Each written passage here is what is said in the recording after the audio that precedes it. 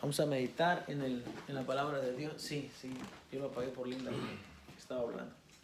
Muy bien, entonces, dice la palabra del Señor, el verso que hemos leído, nos está hablando acerca de David. ¿Quiénes de aquí saben quién es David? A ver, quiero saber qué tanto usted sabe de David.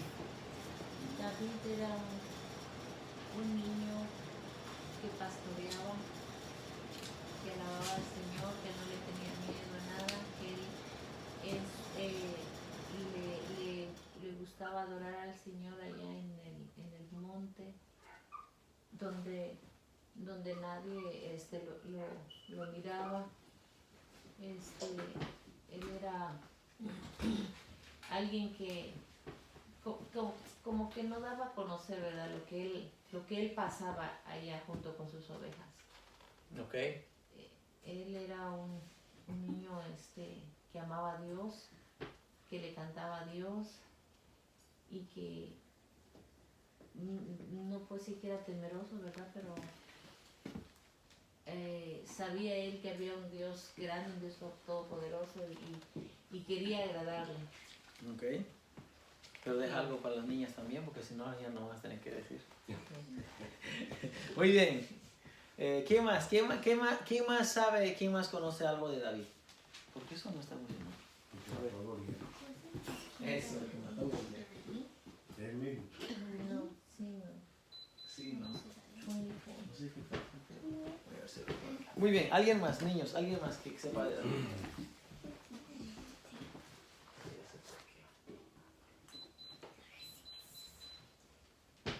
¿Nadie más? ¿Nadie más conoce de David? ¿Nadie más sabe de David? David es un personaje muy importante en la Biblia. A ver. Okay.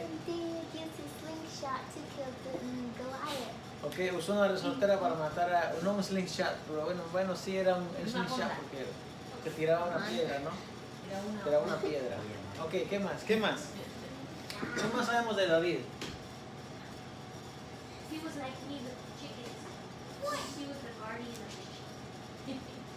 Un pastor, ¿verdad? Ok, ¿qué más? David era conforme al corazón de Jehová. Ok, ¿qué más? David tuvo muchas mujeres y le quitó a su esposa. Ok, ¿Sí? ¿qué más? Did he become king or something like that? Yeah. Yes, he did. Didn't he become king at the age 30? I heard something like that when you told me to pagar la tele. Oh, Because it... David mataba muchos filisteos más que... Mató muchos filisteos, ok. Something about the palms. ¿Qué más? David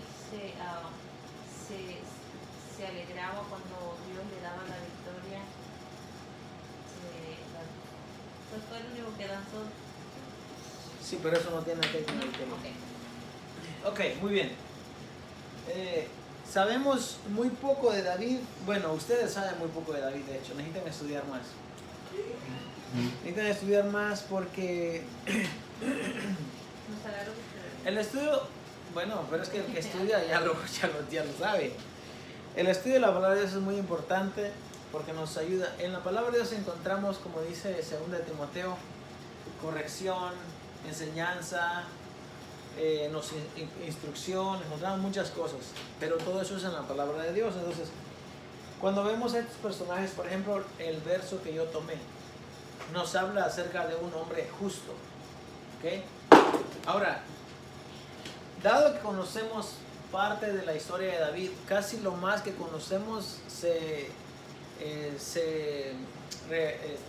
refiere a su juventud o a su niñez, ¿no? Es lo que nosotros suponemos, porque cuando dice que era un niño, realmente David era un muchacho, dice la Biblia, pero un muchacho puede ser una persona hasta antes de 40 años, puede ser un muchacho.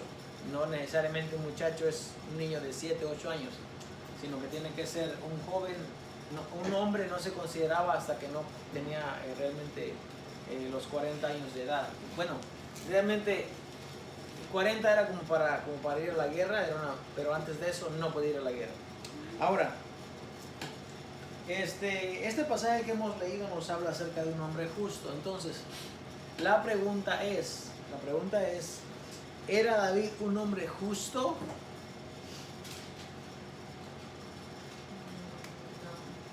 No. Un hombre justo de acuerdo a lo que hemos leído, de acuerdo a lo que hemos estudiado. Hay una característica de un hombre justo que se nos muestra exactamente en David. ¿Ok? En David se nos muestra la misericordia. ¿Ok? Por ejemplo, el pasaje que hemos leído, volvamos nuevamente allí. Volvamos nuevamente ahí entre el verso 14 o el verso 12, entre el verso 12 y el 18. Y ahí vamos a encontrar algunas características de una persona justa.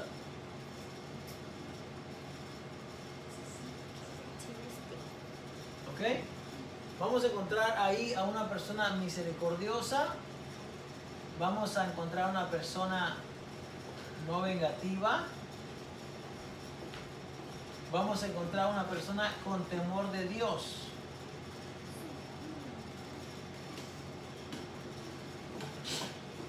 Ok. Creo que muchos de nosotros no sabemos cómo David llegó ahí.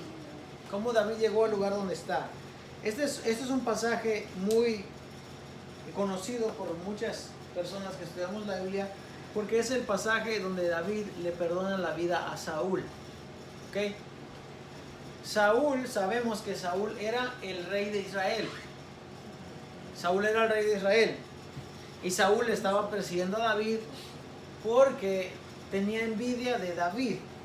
¿Ok? Vamos a ir allá al libro. Vamos a estar en Samuel hoy, realmente no vamos a movernos de ahí casi. Vamos a estar en Samuel.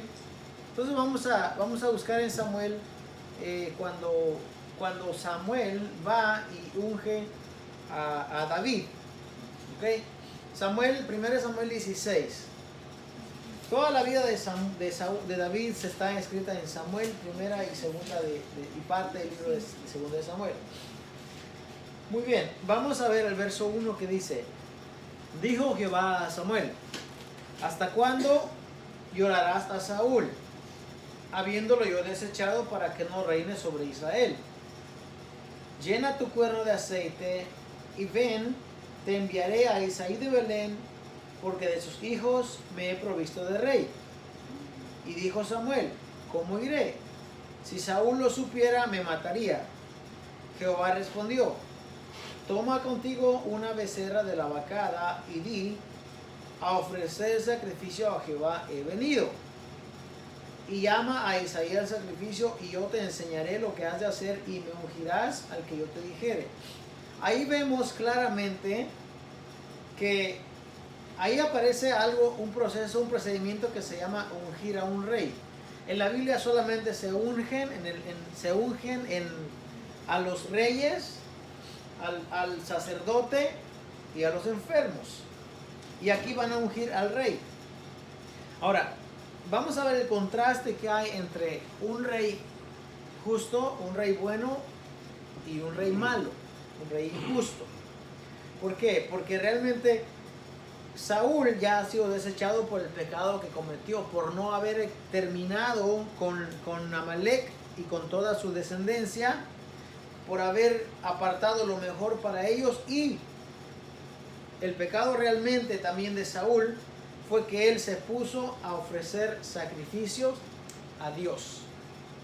Los sacrificios a Dios solamente los pueden presentar los sacerdotes.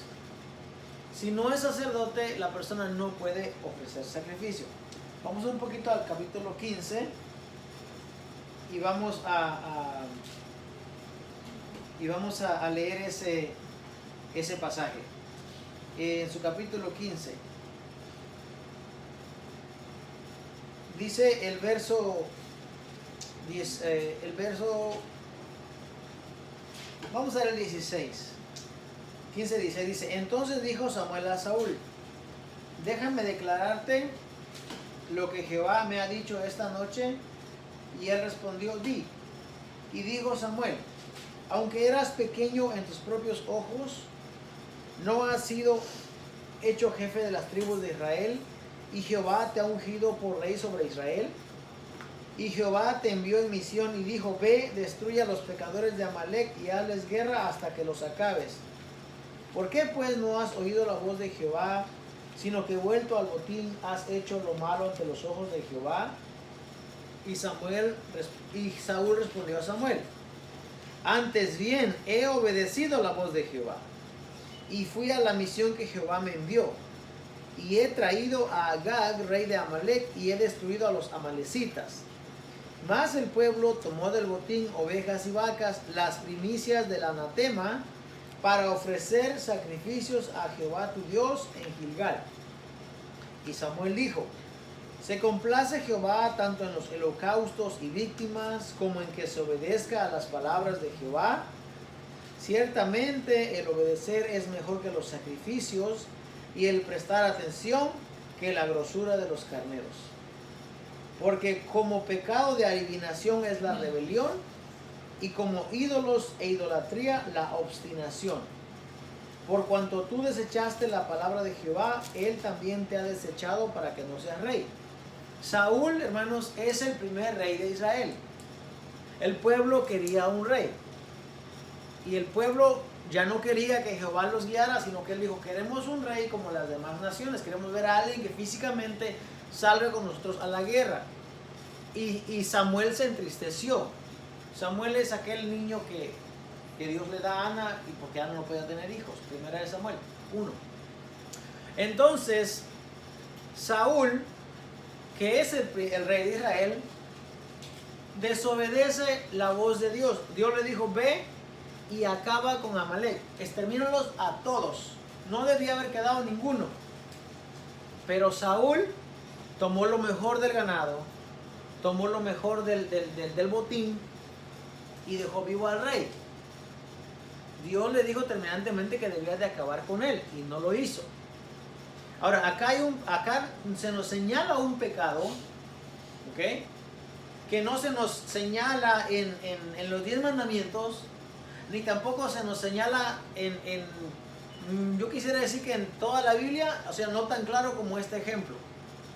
Porque acá Samuel está diciendo, como pecado, a ver dónde está. ¿Dónde está? Acá en el 23. Porque como pecado de adivinación es la rebelión. Rebelión. Okay, escuchemos, tengamos esto aquí. Rebelión.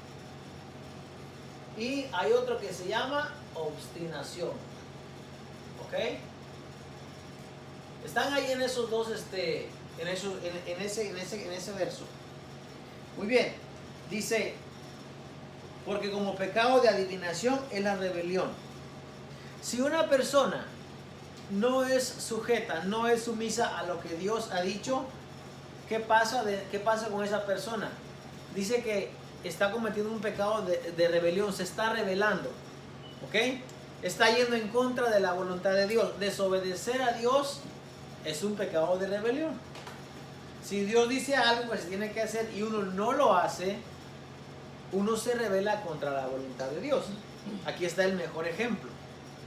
O sea que dice, si estás rebelándote, si no estás haciendo lo que Dios quiere, es como que estuvieras cometiendo pecado de adivinación, es como que estuvieras consultando a los espíritus, es como que quisieras, es lo mismo que estar consultando a los adivinos, es lo mismo.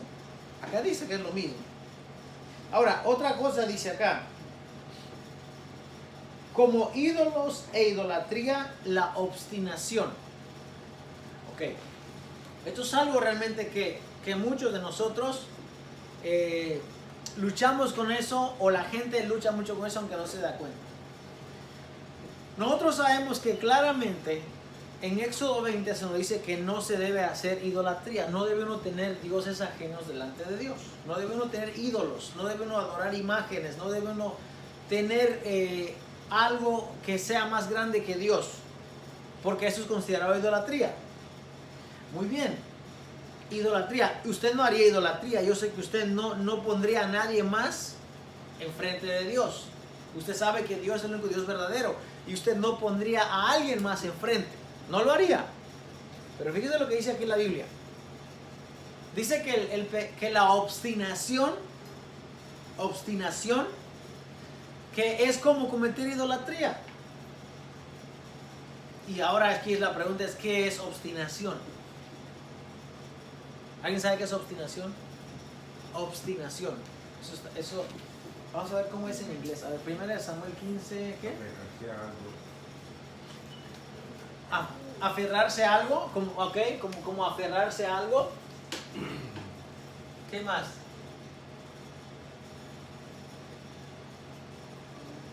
Como aferrarse a algo, sí. Le voy a buscar en inglés, a ver, para que... ¿Dónde está? 1 Samuel, ¿qué? 15:23.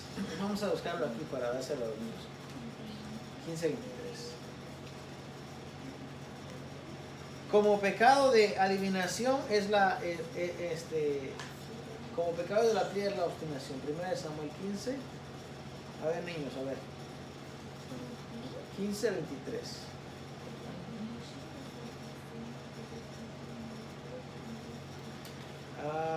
For as the sin of witchcraft is rebellion, and as iniquity, idolatry, stubbornness.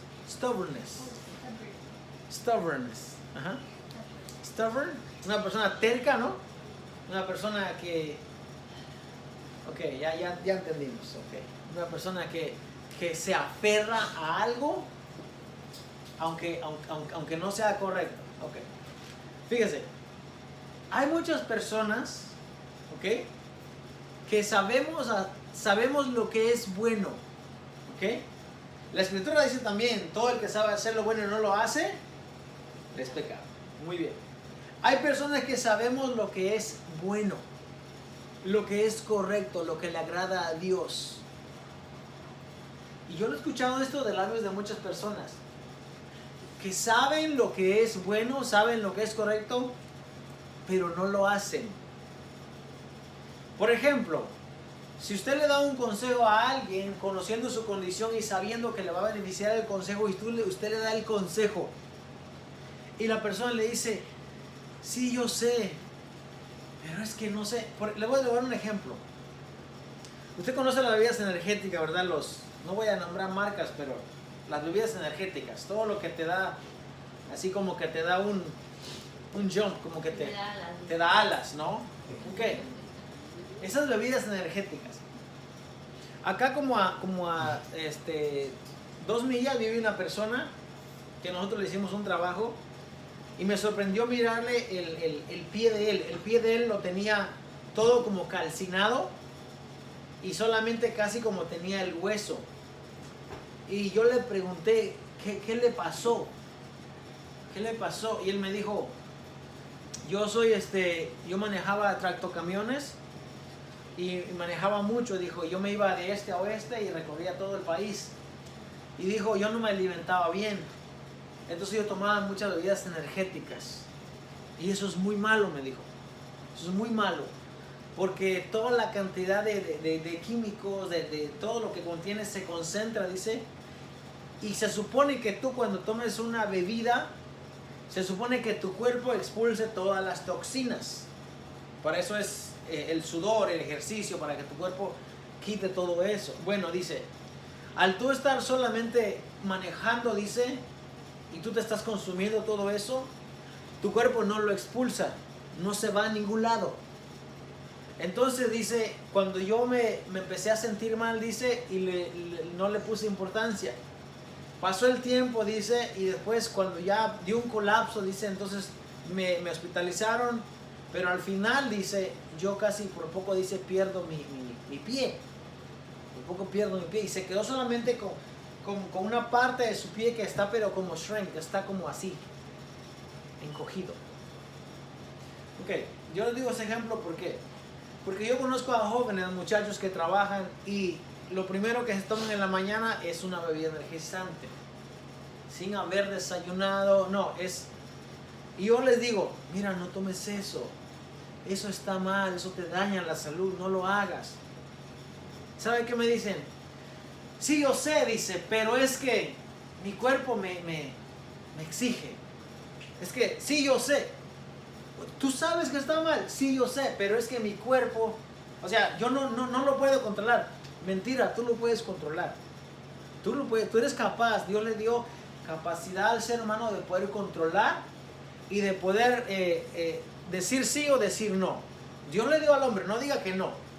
Dice la palabra del Señor que Dios le hizo enseñorear sobre las obras de sus manos y que todo lo puso debajo de sus pies. Todo. Ovejas y bueyes, las aves del cielo, todo. No diga que no puede controlar algo cuando sí me lo puede. La cuestión es esta, o el asunto es este. La persona cuando sabe que algo está mal, ¿ok?, pero aún así lo sigue haciendo, entonces se aferra a algo, se vuelve terco, stubborn, como dice en inglés, y entonces eso es el pecado de obstinación, eso es obstinación, se obstina. Le dicen, no vayas por ahí, no lo hagas, te va a salir mal, y como quiera va y lo hace. Y eso es un pecado, pero que no está señalado en los 10 mandamientos. Pero es un pecado, de acuerdo a lo que vemos aquí. Fíjese, Saúl era ese tipo de persona. Saúl le decían, ve y hazlo así, y él, no, al fin soy el rey. Hermano, dice él que él puso sacrificio en el altar, porque el pueblo dice que ahí dice la Biblia, que el pueblo se puso impaciente porque Samuel no venía. Eso es mentira. Él era el rey. Saúl, siendo rey, le puede mandar a encarcelar o hacer lo que quiera con el que se subleva. Nadie se subleva delante del rey, porque el rey no está solo. El rey tiene a sus generales con él. Nadie se puede brincar la autoridad del rey. Es que no es eso. Es que Saúl de por sí, él quería hacerlo. Y él quería ir en contra de la voluntad de Dios. Dios le dijo, ve y extermina a todo. Y cuando Samuel llega al campamento, usted lo puede leer en los versos anteriores, que lo que escucha es bramidos de ovejas y de vacas. Y dice Saúl, yo ya terminé con todo lo que me dijeron. Y le dice Samuel, ¿y qué es esto que yo escucho? ¿Qué es este gran bramido? Ah, dice, es que apartamos todo esto para ofrecer sacrificios a Jehová tu Dios. ¿Se agrada a Jehová, dice, de los sacrificios como de la obediencia? Claro que no. Dice, yo prefiero, dice, que me seas obediente y no que me traigas sacrificios. Yo prefiero que seas obediente a lo que te mandé a hacer y no que traigas holocausto y que vengas y que me queme los carneros sobre el altar. Yo no quiero eso. Y Saúl desobedece. Y Samuel le dice, Jehová hubiese confirmado tu reino hoy, pero por cuanto hiciste esto, tu reino no va a seguir más. Hasta aquí terminó tu reino. Y esa es la consecuencia por la cual entra el joven David a la escena. Porque Saúl es desechado. Saúl es desechado, ¿por qué? Saúl cometió muchos pecados. Muchos pecados.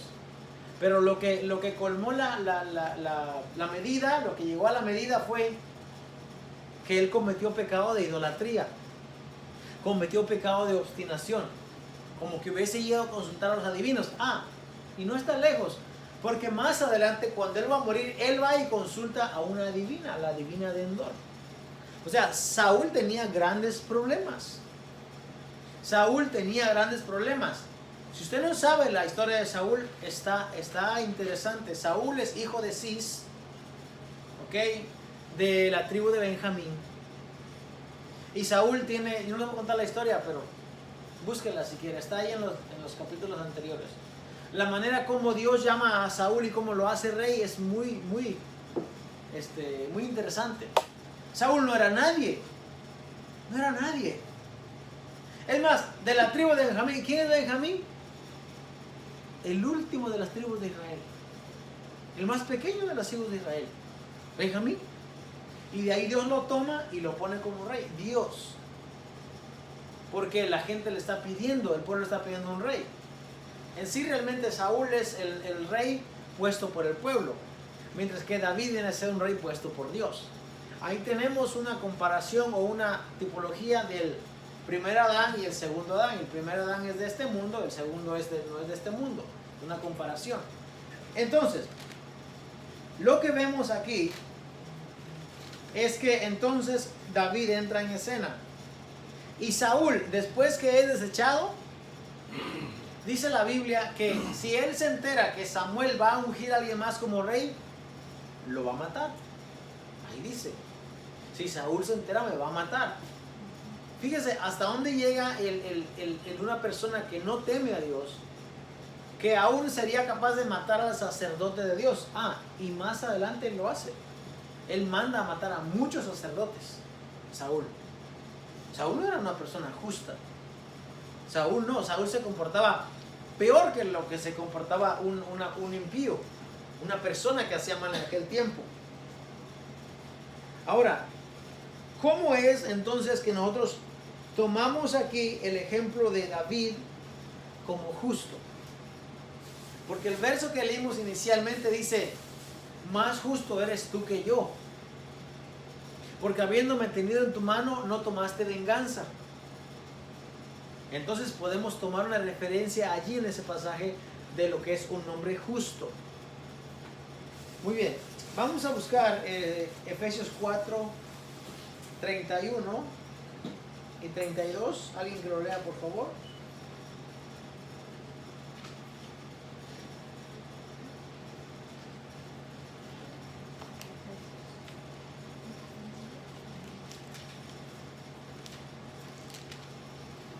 Efesios 4, 31.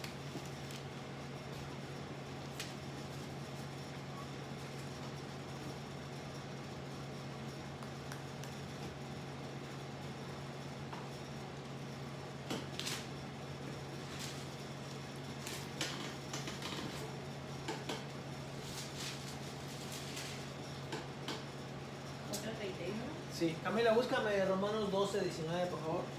Dice así: quítense de vosotros toda amargura, enojo, ira, gritería y maledicencia y toda malicia. Ok. Dice que se debe de quitar de nosotros. Ok. Cuando dice quítese de nosotros o de vosotros, nos está dando un mandamiento. Y está muy bien cantar, ¿verdad? Que Dios nos renueve, que ponga su espíritu entre nosotros, en un sentido de poesía, de una melodía para Dios, está bien. Pero nosotros sabemos, ustedes sabemos que la responsabilidad de que esas cosas se vayan de nosotros es de nosotros mismos. Porque acá el apóstol Pablo dice que se tiene que quitar de nosotros. Nosotros tenemos el alcance, tenemos la suficiente autoridad para quitar de nosotros todo eso. Todo enojo, toda gritería, toda maledicencia, se tiene que quitar de nosotros. Saúl no había quitado nada de eso. Él vivía enojado, vivía maldiciendo, vivía peleando, él no tenía paz. Nosotros, según nos dice la palabra de Dios, tenemos el Espíritu de Dios. Y Gálatas 5 dice que el fruto del Espíritu es amor, es gozo, es paz, paciencia, benignidad, bondad, fe, mansedumbre, templanza. Pero también nos dice anteriormente las obras de la carne. Y manifiestas son las obras de la carne, que son pleito, celos, iras, contienda, disensiones, herejías, adulterio, fornicación. Es lo contrario, es un contraste que hay entre algo que está en un lado y algo que está en otro lado. Es lo que estamos viendo en Saúl y en David. Por eso lo estoy tomando como ejemplo, porque eso es un ejemplo bien claro el que miramos allí. Dice que de nosotros se tiene que quitar todo eso. Si usted encuentra a un hombre que no está peleando, que no tiene celos, que no tiene iras, que no tiene contiendas, usted se va a dar cuenta que esa persona es más cerca a un justo que lo que sería un injusto. ¿Qué dice Romanos? Lo que te dije que le dieras. Romanos 12. ¿Sí? Dice, no os venguéis vosotros mismos, amados míos, sino dejad lugar a la ira de Dios, porque escrito está, días de venganza y yo pagaré, dice el Señor. Así que, si tu enemigo tuviera hambre, dale de comer, tuviera sed, dale de beber. Pues haciendo esto, las púas de fuego amontonaráis sobre su cabeza. No seas vencido de lo malo, sino vence con el bien del mal. Bien, muy bien. No os venguéis vosotros mismos, dice, sino dejar lugar a la ira de Dios. Ya estamos viendo por qué es que David es un hombre justo. Porque David, cuando Saúl está en la cueva, le puede quitar la vida. Y David no lo hace. David no lo hace. David sí se atreve a quitarle el borde del manto, a cortarle el borde del manto de Saúl, pero no toca, no alarga su mano con él. Ahora, fíjense cómo es esto. Saúl lo está buscando para matarlo. Y lo está acechando en varias ocasiones, está a punto de matarlo. Saúl se escapa. Perdón, David se escapa. Saúl en 2 ocasiones le avienta la lanza a David mientras él está en su casa, en casa de Saúl. Y David huye. David no levanta su mano contra aquella persona. Ahora, hay algo que hay que aclarar aquí. Saúl es el ungido de Jehová. Él es el ungido de Jehová. ¿Por qué? Porque ungido es aquel a quien se le ha derramado el aceite. ¿Ok? Ungido es aquel a quien Dios ha dicho, ve y úngeme a aquel. Dice la palabra de Dios que los dones de Dios son irrevocables. No se puede quitar lo que ya Dios ya dio. Ahora, es verdad, Saúl es el ungido de Jehová. Ahora, muchas personas toman este pasaje y entonces dicen, no hables mal del ungido de Jehová. Pero la pregunta aquí es, ¿acaso hay ungido de Jehová en este tiempo? Claro que no. Sería una contrariedad a la escritura pensar que hoy en día hay ungidos hoy en día. Hoy en día nadie ha sido ungido. Nadie.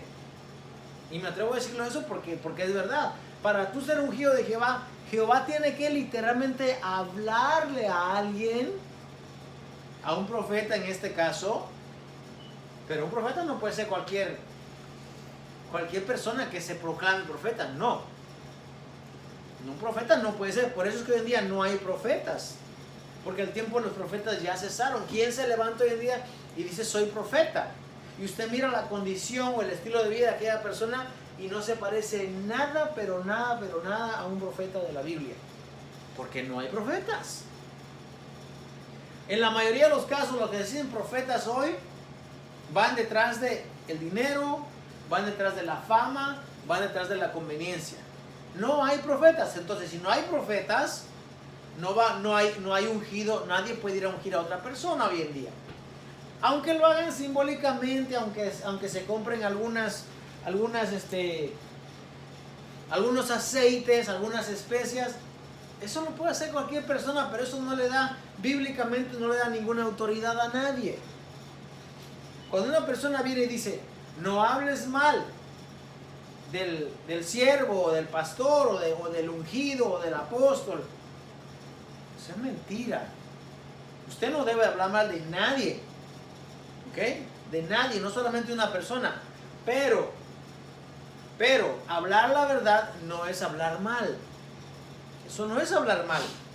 De hecho, Levítico 5 dicen que si tú has visto algo que está mal y eres llamado a testificar en contra de eso y te callas, dice que tú estás cometiendo pecado porque estás volviéndote igual de injusto que la otra persona. Entonces, hablar la verdad no es hablar mal.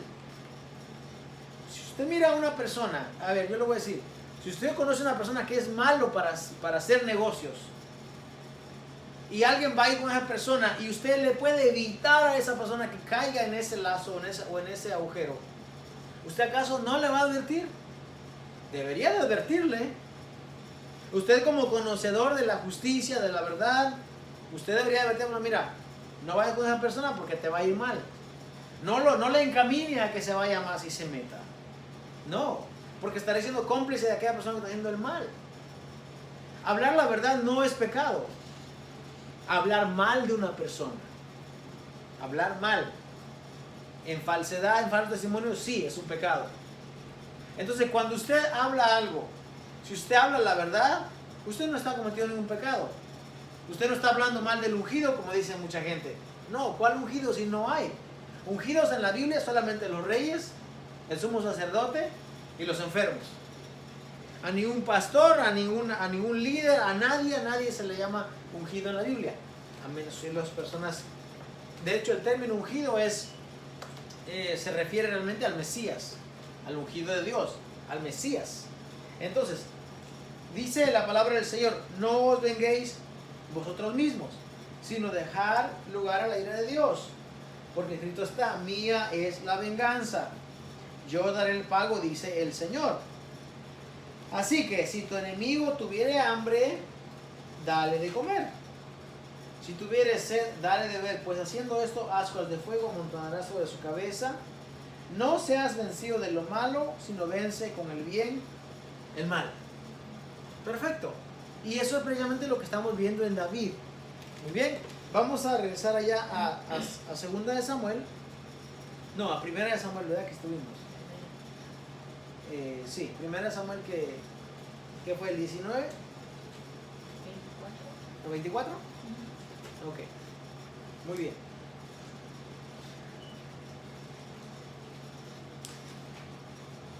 Ok. Dice el verso 1. Cuando Saúl volvió de perseguir a los filisteos, le dieron aviso. Eso es porque anteriormente le estaba siguiendo a David. Mire, si vamos al 23, ahí dice cómo Saúl iba detrás de David y casi lo agarra.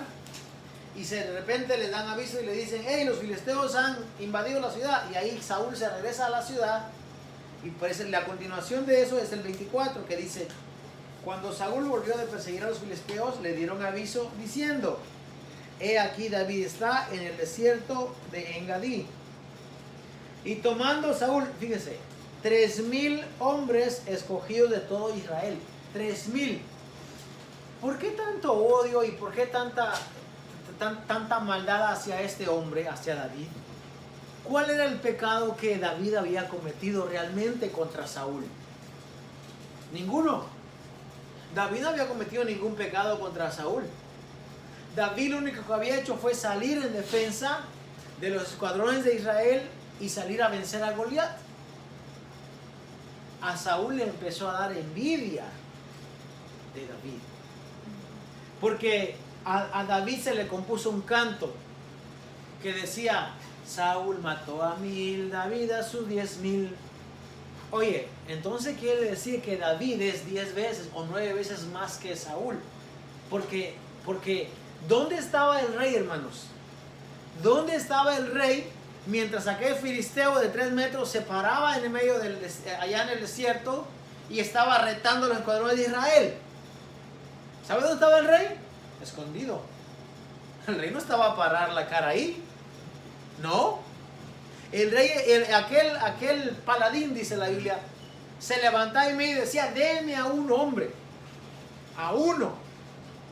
Y si ese me vence, dice, nosotros seremos sus esclavos. Pero si yo venzo a aquel, dice, ustedes van a ser otros esclavos. A un hombre, solo a uno. ¿Y dónde estaba Saúl?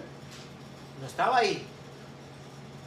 Tuvo que venir aquel muchacho, aquel joven, aquel pastor de ovejas, a traerle quesos y a traerle comida a sus hermanos que estaban en el ejército.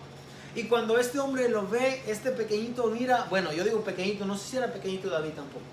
Dice que era un muchacho y lo tuvo, el filisteo cuando lo vio lo tuvo en poco porque era hermoso. Parece ser que los muchachos hermosos no eran, yo creo que tiene que ver mucho el aspecto de la persona por lo que representa.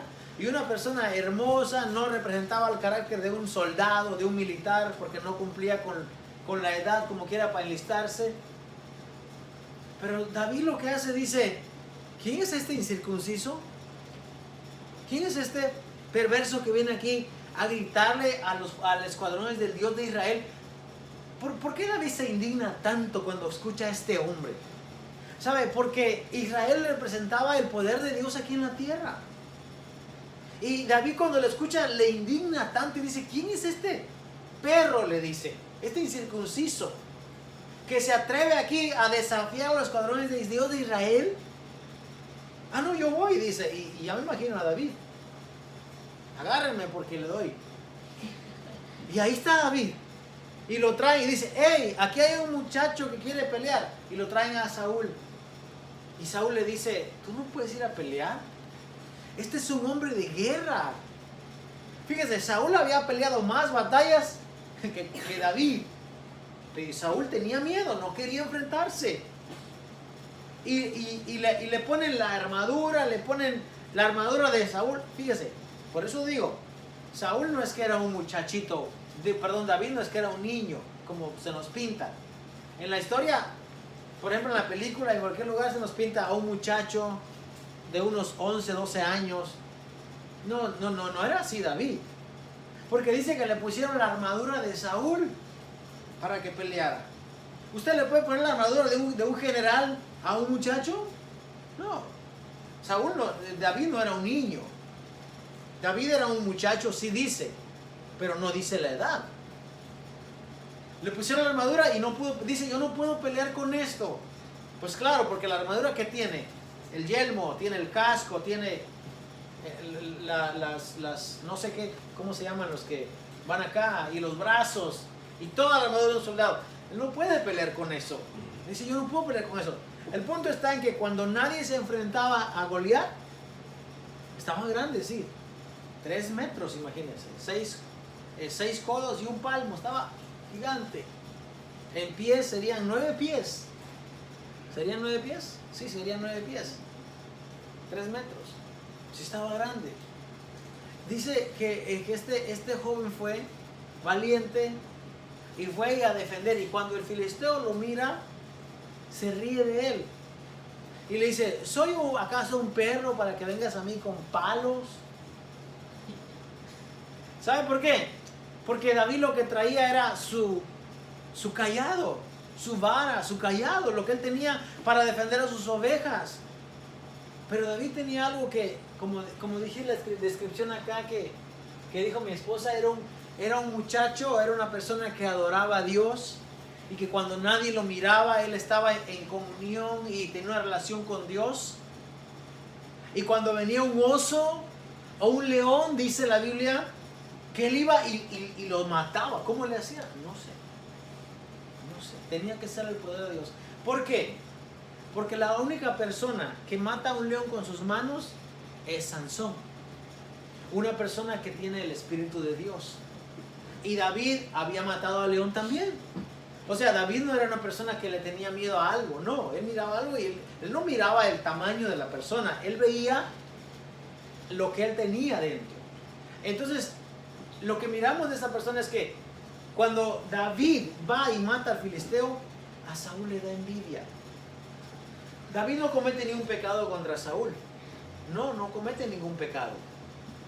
De hecho, después de eso, a Saúl le empiezan a meter pensamientos malos y perversos. Y dice que el espíritu de Jehová se apartó de Saúl y ahora le atormentaba un espíritu malo de parte de Jehová. Jehová no solamente le quitó su espíritu, sino que le envió un espíritu malo que lo atormentara. Ahí dice la Biblia. Y entonces dice que para apaciguar, para que se calmara el rey, le traían a un joven, a alguien que viniera y tocara el arpa, y ese alguien era David. David tocaba su arpa. Y en una ocasión, cuando David tocando su arpa, se encendió de ira el rey y agarra la lanza y ¡fua! Se le tira la lanza, ¿verdad?, a David. Y David, como tenía unos reflejos buenos, se la esquivó y se corrió. Y David no regresó detrás de Saúl a tomar venganza, no. No os venguéis vosotros mismos, como dice Romanos, sino dejen lugar a la ira de Dios. Justo eso era lo que hacía David. No estaba tomando venganza por su mano. ¿Y cuántas veces Saúl procuró matarlo? Y David no levantó su mano contra él. No. Y en este pasaje que hemos leído dice que más justo eres tú que yo. Porque habiéndome tenido en tu mano y habiendo podido hacer venganza, no lo hiciste. ¿Quién es un justo entonces? Una persona que no toma venganza. Muchas veces, como vivimos en un mundo caído, en un mundo lleno de pecado y de maldad, uno tiene que defenderse y uno tiene que saber para que, cómo salir adelante, para que uno no lo aplaste este sistema. Es cierto que muchas veces uno tiene que ver la manera cómo sobresalir. Ahora, no estoy diciendo con esto que usted no va a defender su vida, no, pero si usted comete un acto en el momento de defender su vida, es muy diferente a que usted viva con rencor toda su vida. Son dos cosas diferentes. Si alguien lo viene a atacar a usted, por ejemplo, el otro día me decía un muchacho, me dice, usted es pastor, ¿verdad? Me dice, y le digo, bueno, no soy pastor, pero yo enseño ahí en la iglesia. Y me dice, oiga, entonces, si alguien viene contra usted y le viene y le da una cachetada, dice, ¿usted qué hace? Y me empiezo a reír. Y le digo, ¿cómo que qué hago? ¿Cómo que qué hago yo? Y me dice, sí, porque la Biblia dice que tiene que dar la otra. Ah, sí, le digo yo. ¿Cómo que sabe eso? Pues ahí dice la Biblia. Y le digo yo, ¿en qué parte dice eso en la Biblia? Y me dice él, pues ahí en una parte, yo no sé qué. No, le digo, no te digo que me digas en qué verso, en qué capítulo, en qué libro. No, te digo que en qué situación dice eso la Biblia. Ah, dice, pues ahí no sé. Y le dice, bueno, la Biblia dice que somos bienaventurados cuando por la causa del Señor nos vituperen, nos maldigan, nos persigan. Bienaventurados. Ahí tú tienes que dar la otra mejilla, le dijo, porque si es por causa del Evangelio, sí, le dije. Pero si tú no estás haciendo nada, tú estás obrando, porque me dice también, ¿qué haría usted entonces si viene una persona y le da y le pega? Y le dije, para empezar tiene que haber un contexto, le dijo, para que la persona venga y me agreda. No solamente va a venir y me va a pegar, y además, yo no dejo que una persona se me acerque a más de 6 pies, le digo yo. Porque si la persona viene hacia mí y yo guardo distancia, yo no voy a permitir que me acerque y me golpee. Y entonces me dice, no, pero como en este tiempo, pues dice, ya ve que ahorita hay mucha gente racista, dice que viene, y le digo, yo no he padecido racismo en este país, le digo yo. En una, porque no lo permito. Si estoy en una situación, le digo, donde veo que mi vida se está comprometiendo, donde alguien, yo me voy de ahí. Sencillamente, le digo, no me voy a quedar ahí a averiguar qué pasa. Entonces dice, entonces si alguien viene y le pega, ¿qué haría? Bueno, le dije, la ley me da derecho a mí de que yo me defienda. La ley me permite a mí que yo defienda el lugar donde yo estoy parado y defienda a mi familia, le digo. Hay leyes que me defienden a mí. Ahora le digo, si yo estoy predicando el Evangelio, si alguien viene y me agrede, ahí yo no puedo hacer nada, porque yo estoy haciendo eso en nombre de Dios, le digo. Es diferente la situación, ¿ve? Es diferente que usted se quite un lugar o se defienda en ese momento, a que si ya lo agredieron, entonces usted vaya a su casa y diga, voy a ver cómo me vengo a aquella persona, voy a ver qué le voy a hacer, voy a ver cómo yo me voy a desquitar. Eso es diferente. Eso es diferente. Si alguien viene y si usted va caminando en la calle, por ejemplo, un día estábamos ahí en Helen. Estábamos tomando un helado ahí donde está el Bigfoot, así como su manota. Y salimos de ahí y entonces venían dos personas que estaban alcoholizadas. Yo podía darme ganas. Y entonces quisieron agredir a la otra persona que iba con nosotros. Así de la nada. What are you looking at? Y ya le digo a la persona, déjalo. Y le dije a esta persona, hey, déjalo, digo, no estamos haciendo nada. Y seguimos caminando. Pues no sé si ustedes se dieron cuenta. Creo que ni cuenta se dieron. Tomamos la situación la controlamos tan fácil que ni cuenta se dieron ustedes. Ni se dieron cuenta. Una de esas veces que fuimos a Helen. Mi hermano no estaba, fue en otra ocasión, porque hemos ido varias veces. Luego dicen que uno es amoroso, que uno no la saca. Eso es venganza. Entonces, mire, ¿qué pasa si después que a usted lo agreden, si usted no actúa en ese momento y usted se va, entonces usted empieza a maquinar, o sea, a pensar, ¿cómo le voy a hacer daño? Ahí está el pecado, hermano. Ahí es que está el pecado realmente. Y David tuvo más de una oportunidad para irse en contra de aquella persona, hermano, que le estaba acechando su vida, lo quería literalmente matar. Y David no hizo eso, Aunque podía hacerlo, ¿verdad? aunque podía hacerlo. En esta ocasión, miren, vamos a leer acá. Dice, entonces, cuando Saúl volvió de perseguir a los filisteos, le dieron aviso diciendo, he aquí, David está en el desierto de Engadí. Y tomando Saúl 3,000 hombres, o sea, esto no era que voy con 5 hombres y lo acabo, no, 3,000 hombres, escogidos de todo Israel, fue en busca de David y de sus hombres, por las cumbres de los peñascos de las cabras monteses. Y cuando llegó a un redil de ovejas en el camino, donde había una cueva, entró Saúl en ella para cubrir sus pies. Y David y sus hombres estaban sentados en los rincones de las cuevas. ¿Usted sabe qué quiere decir cubrir sus pies? ¿No? Bueno, tiene 2 interpretaciones. La primera es que se refiere cuando una persona entra a descansar o a dormir.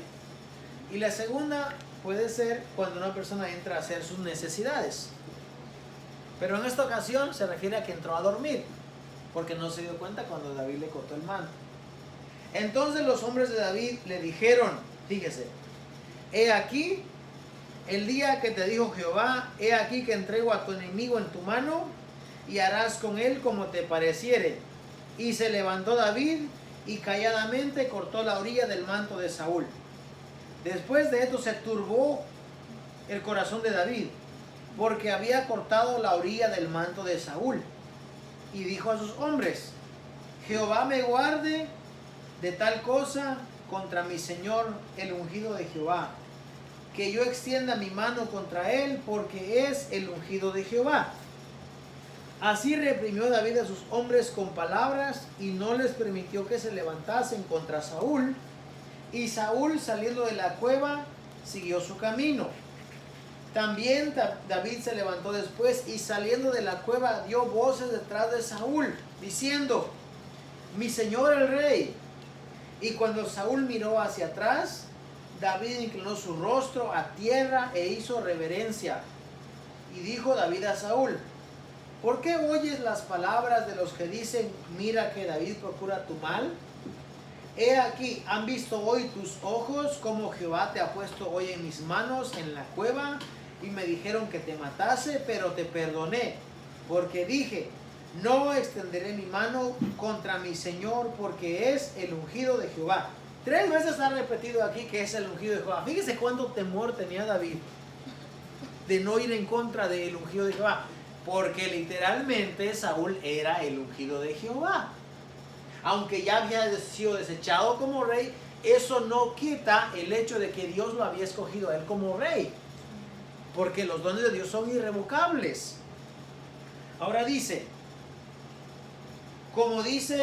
dice, y mira, Padre mío, mira la orilla de tu mano, tu manto y mi mano, porque yo corté la orilla de tu manto y no te maté.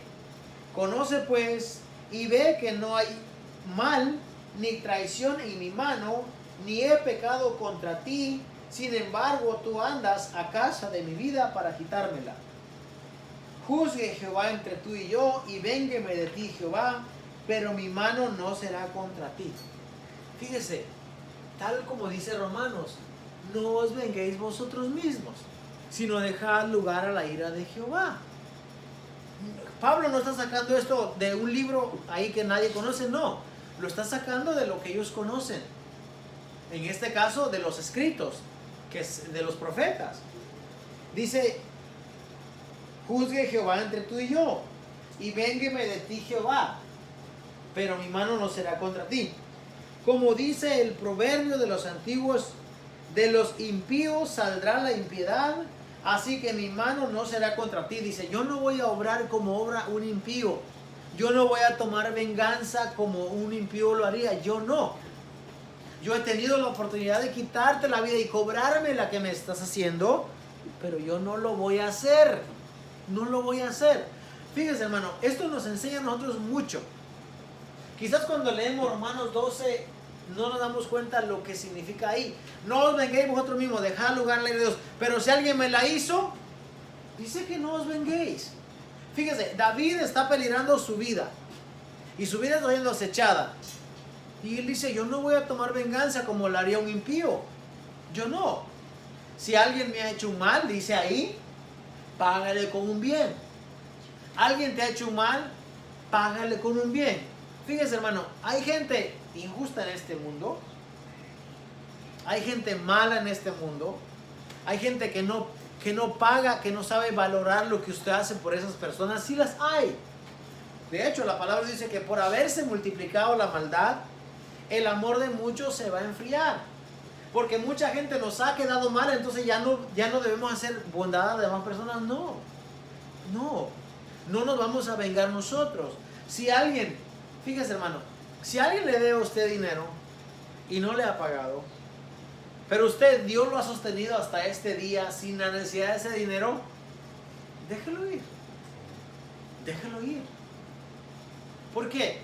Si usted lo deja ir, Dios le va a recompensar a usted por la bondad que hay en su corazón. Y yo no hablo de labios para afuera.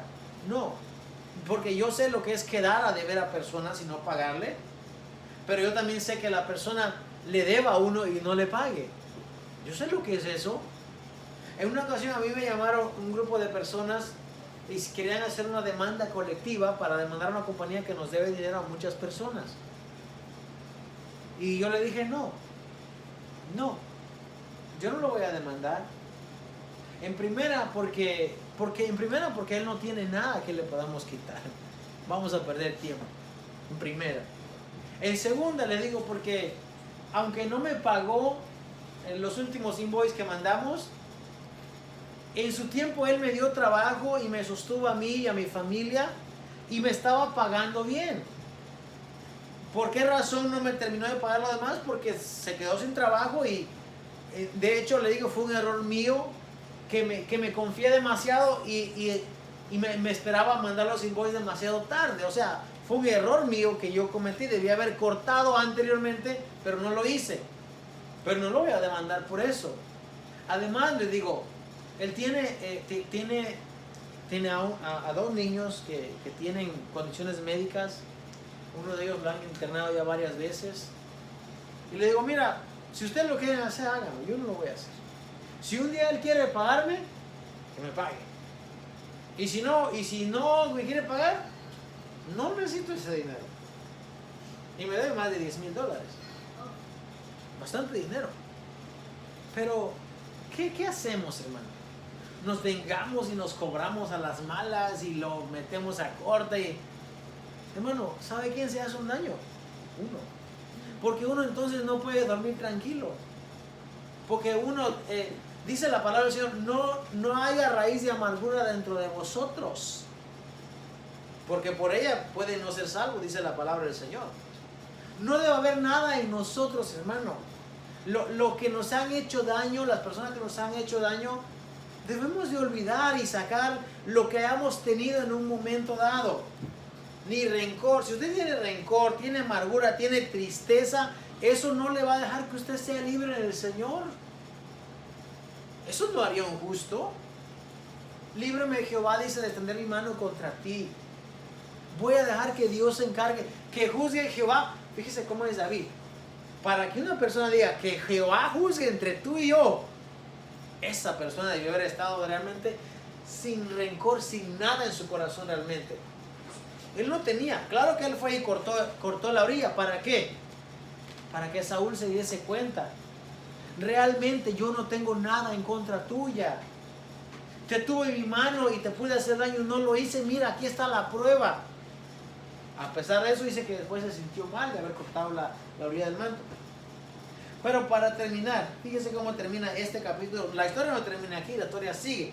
Pero este capítulo, mire cómo termina. Entonces dice...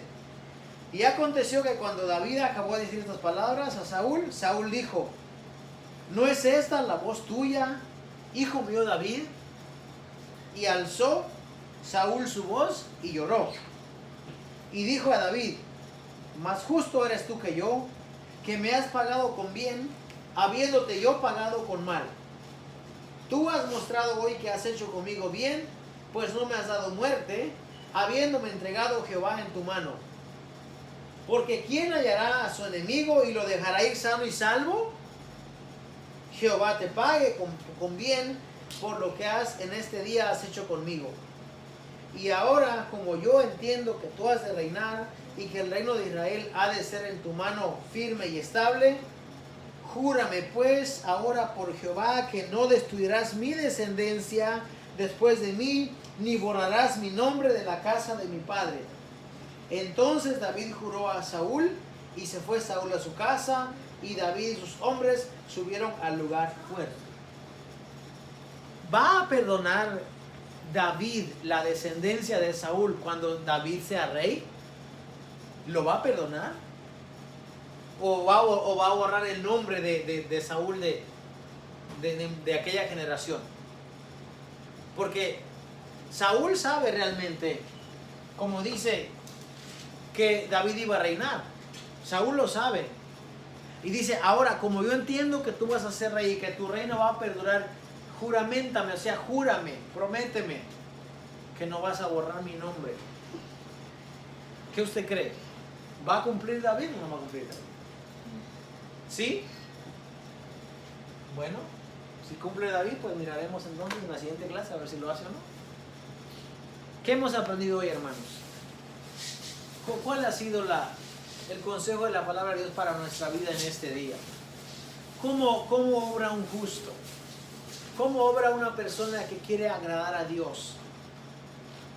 Hermano, primero, ser obediente a lo que dice la palabra de Dios. No ser obstinado, no ser stubborn, no ser terco, no ser aferrado a lo que está mal. No, si está mal hay que corregir. ¿Ok? No ser una persona como fue Saúl, que no escucha la voz de Dios. Es que yo soy así, es que así me crié. No, así no, eso es mentira. El ser humano cuando viene a Cristo dice, de modo que si alguno está en Cristo, nueva criatura es. Las cosas viejas pasaron, lo que yo era ya no soy. Ya no. Tengo que ser nueva criatura. ¿Por qué? Porque si no soy nueva criatura, entonces voy a seguir viviendo en la injusticia. Y no, si eres una nueva criatura, vas a nacer en el Señor y vas a ser un hombre justo. Y no te vas a vengar y no vas a andar pensando en maldad, ni en rencor, ni en ira, ni en enojo. Todo eso se tiene que quitar de nosotros y no nos vamos a tomar venganza. Dejemos las cosas, hay que aprender a perdonar y hay que aprender. Por eso dice la Biblia, oren por sus presidentes, oren por los que están en eminencia, por las autoridades. La autoridad no siempre va a obrar en tu favor. No, de hecho la autoridad tiene dos caras, tiene una moneda con dos caras, dependiendo de qué lado está.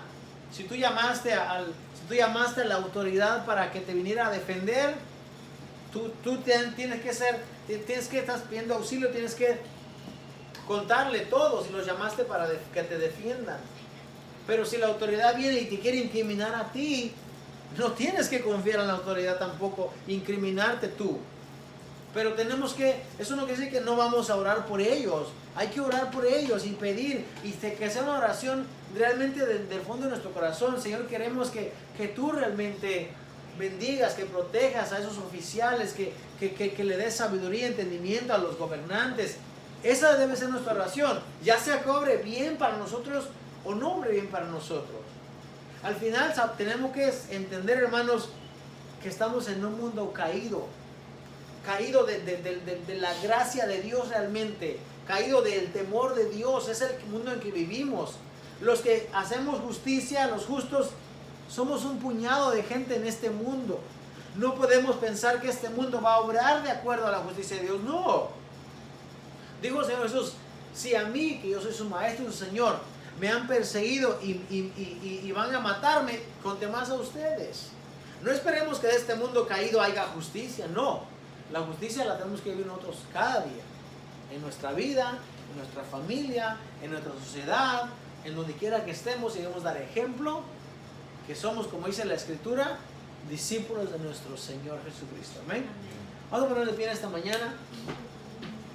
Vamos a dar gracias a Dios. y siempre a orar por las necesidades, orar de unos por otros, y que el Señor nos mantenga unidos, haciendo su voluntad y esperando siempre con paciencia la venida de nuestro Señor Jesucristo. Amén. Vamos a orar entonces en esta